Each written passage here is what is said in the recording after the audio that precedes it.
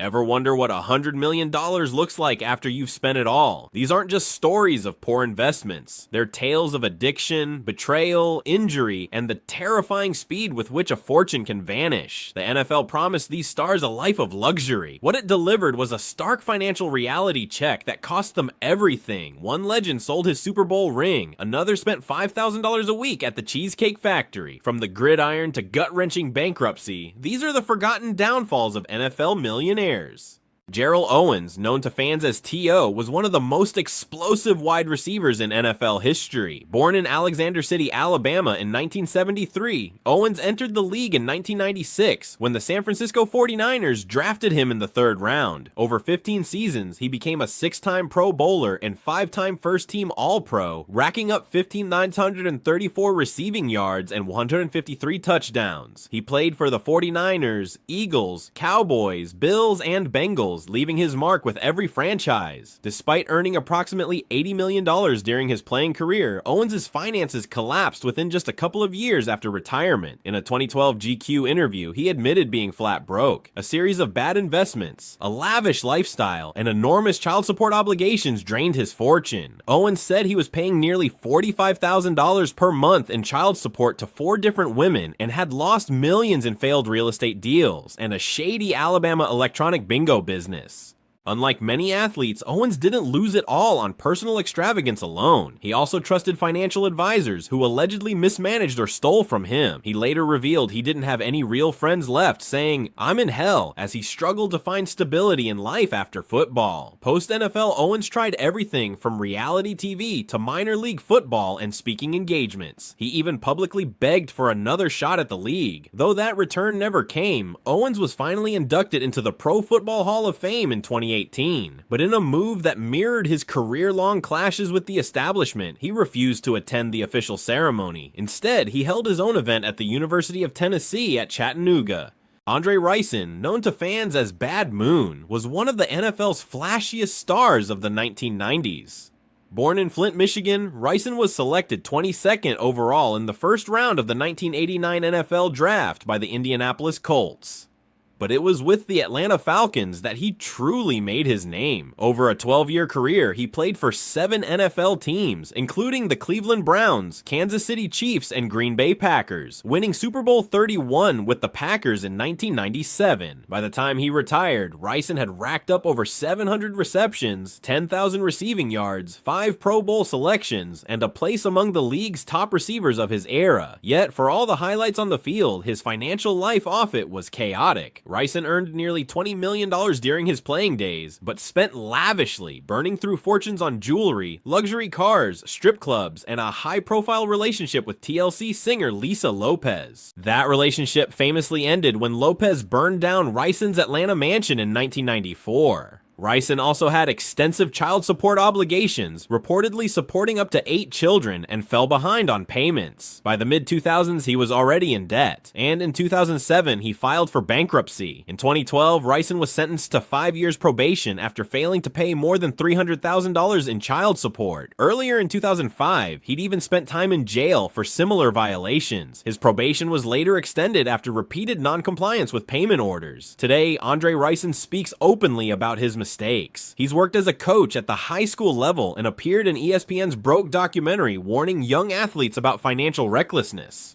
Bernie Kassar was once the golden boy of Northeast Ohio. Born in Youngstown and raised in Boardman, he led the University of Miami to a national championship before orchestrating a strategic draft maneuver in 1985 to land with his hometown team, the Cleveland Browns. On the field, Kassar was brilliant. Known for his awkward throwing style but sharp mind, he led the Browns to 3 AFC championship games and became a symbol of hope in a city starved for football glory. But after retiring from the NFL in 1996, Kassar's off-field life took a sharp downturn. Despite earning millions during his playing days, including a hefty $9 million contract extension in 1989, Kassar's financial foundation collapsed under poor investments, failed real estate ventures, and deep-rooted family mismanagement. He later revealed that his own father had mishandled large portions of his wealth. In 2009, Kassar filed for Chapter 11 bankruptcy, disclosing assets of just $9.2 million against debts totaling $18.9 million. million. His creditors included his ex-wife, the Cleveland Browns, and business partners tied to bad real estate deals. Kosar didn't fade quietly. He became a warning voice in the ESPN 30 for 30 documentary Broke, where he spoke candidly about trusting the wrong people and the physical and emotional toll of the game. He also became a mental health and brain trauma advocate, revealing his battles with concussions and neurological damage. Art Schlichter was once Ohio's golden boy. Born in Bloomingburg in 1960, he became a household name in the late 70s and early 80s as Ohio State's star quarterback. But behind the spotlight, a secret addiction was already consuming him: gambling. In 1982, the Baltimore Colts drafted Schlichter 4th overall. Expectations were sky high, but just months into his rookie season, he had already gambled away his entire $350,000 signing bonus. He racked up massive debts, betting on college basketball and NFL games, violating league rules. By 1983, the NFL suspended him indefinitely. Though reinstated a year later, the damage was done. He never started an NFL game again and was released by the Colts in 1985. His professional career fizzled out and his addiction only worsened. Over the next 2 decades, Schlichter was arrested more than 40 times, mostly for fraud schemes tied to his gambling habit. In 2011, his darkest moment arrived. He was convicted for orchestrating a massive ticket scam, swindling over $2 million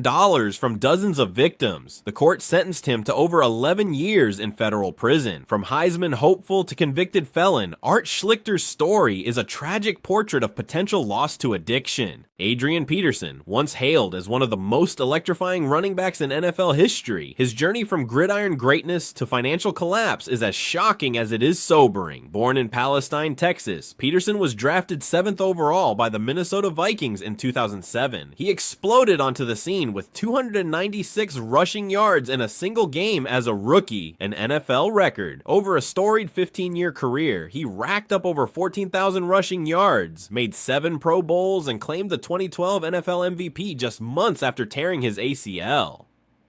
By retirement, Peterson had earned over $100 million in salary alone, but behind the scenes, money was bleeding fast. By 2019, reports surfaced that Peterson was being sued by multiple creditors for unpaid loans. He had borrowed millions of dollars from high-interest lenders, often to repay previous debts. One 2016 loan for $5.2 million ballooned into a court-ordered $8.3 million judgment.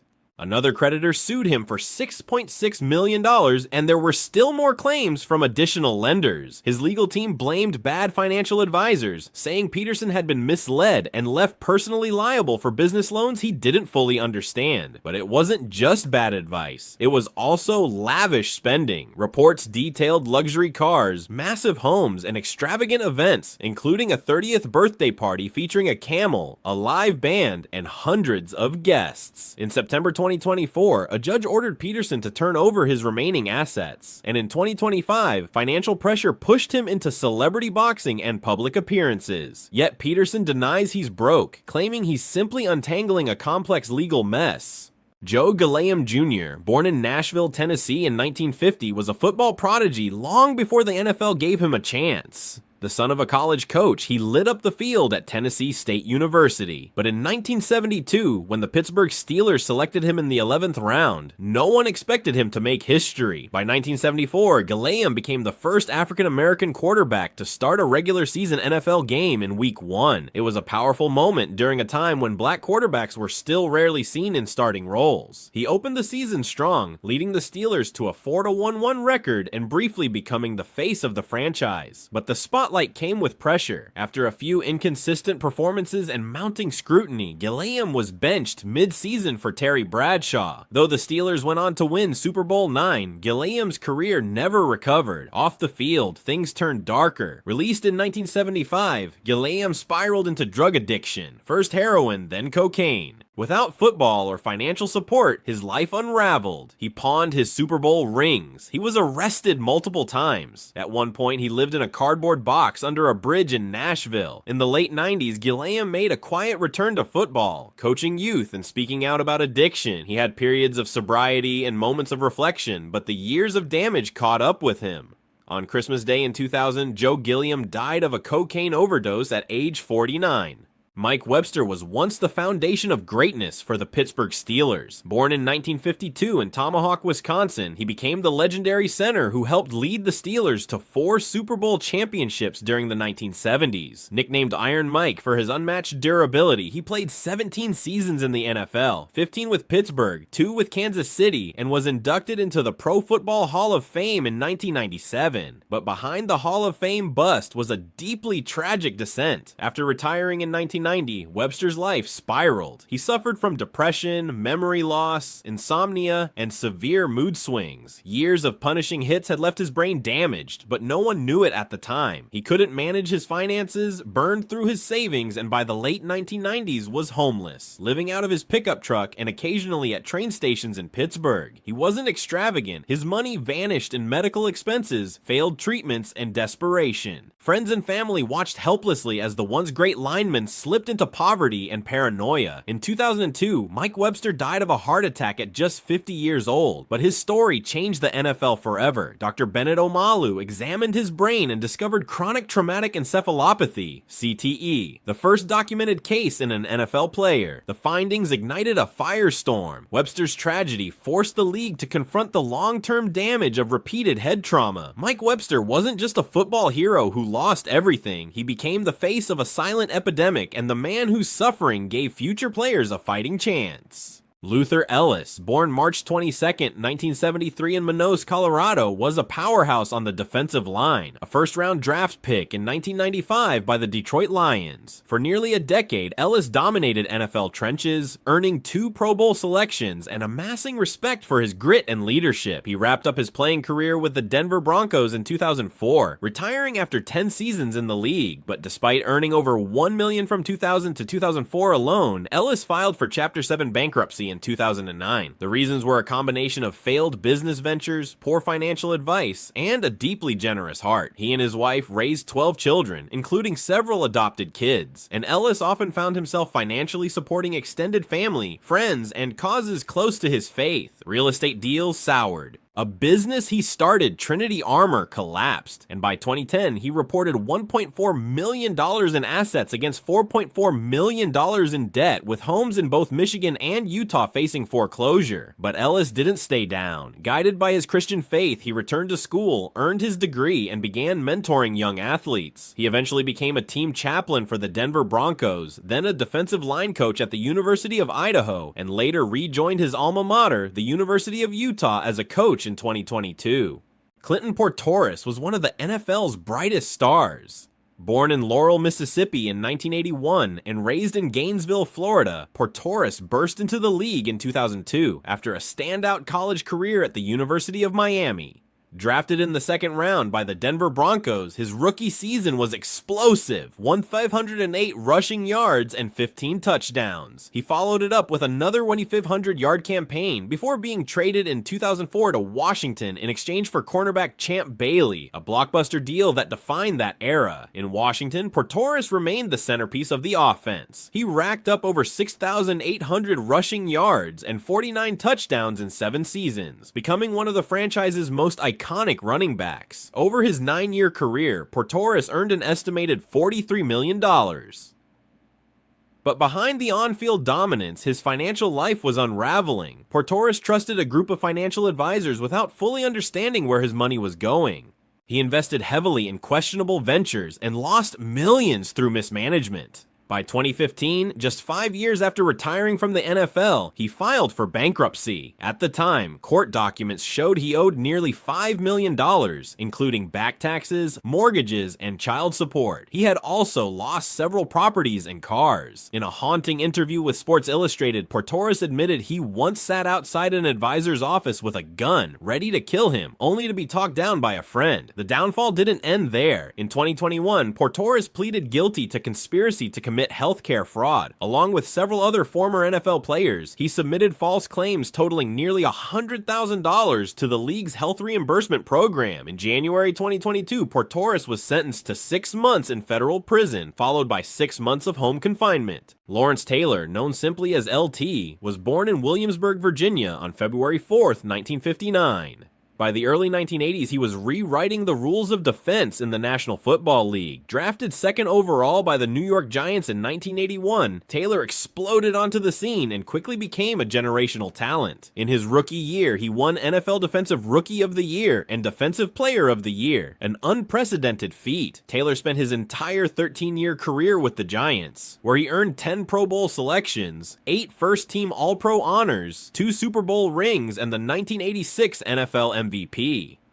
One of only 2 defensive players in history to ever win the award. But off the field, Taylor's life was spiraling. By his own admission, Taylor began using cocaine as early as his second year in the league. He later revealed in his autobiography that he would spend thousands of dollars a day on drugs and prostitutes. His addiction led to multiple failed drug tests, a suspension in 1988, and several stints in rehab. Despite earning an estimated $50 million throughout his career, Taylor's lavish lifestyle and chronic drug abuse left him in financial shambles. In 1998, just 5 years after retirement, Taylor filed for Chapter 7 bankruptcy to avoid foreclosure on his New Jersey mansion. He cited overwhelming debt and poor financial decisions, many of which were tied to failed business ventures. A second bankruptcy filing followed in 2009 to stave off foreclosure on another property. Taylor's post-NFL life was also marred by legal trouble. In 2011, he pleaded guilty to sexual misconduct and patronizing a prostitute who turned out to be underage. He was sentenced to 6 years probation and placed on the sex offender registry. Despite all of this, Taylor was inducted into the Pro Football Hall of Fame in 1999. He occasionally makes media appearances and has written about his struggles. Mark Brunell was once the golden arm of the Jacksonville Jaguars. Born in California and drafted in 1993 by the Green Bay Packers, Brunell made his name after being traded to the Jaguars in 1995. He quickly became a franchise icon, earning 3 Pro Bowl selections, leading the NFL in passing yards in 1996, and guiding the expansion Jaguars to 2 AFC Championship appearances. Over his 19-year career, which included stints with Washington, the Saints, and the Jets, Brunell reportedly earned between $50 and $70 million in salary and bonuses. But by 2010, while still signed with the New York Jets, Brunell filed for Chapter 11 bankruptcy, listing nearly $25 million in liabilities and only around $5 million in assets. What happened? The downfall wasn't reckless spending, it was overconfidence in business. Brunell invested heavily in Champion LLC, a high-end real estate development firm in Florida. He also bought into multiple Whataburger franchises and at least 9 different business ventures. Many of them went under during the 2008 housing market crash, and Brunell was left personally guaranteeing massive loans, millions of dollars he would never recover. In court filings, Brunell explained he wasn't living lavishly, he simply trusted the wrong people and backed too many deals with personal guarantees. The failed businesses triggered lawsuits, foreclosures, and mounting debts that even his NFL income couldn't match. But Brunell didn't vanish. After retirement, he pivoted. He became a high school football coach in Jacksonville, a motivational speaker, and a pastor. As of 2021, he re-entered the NFL world as quarterback's coach for the Detroit Lions.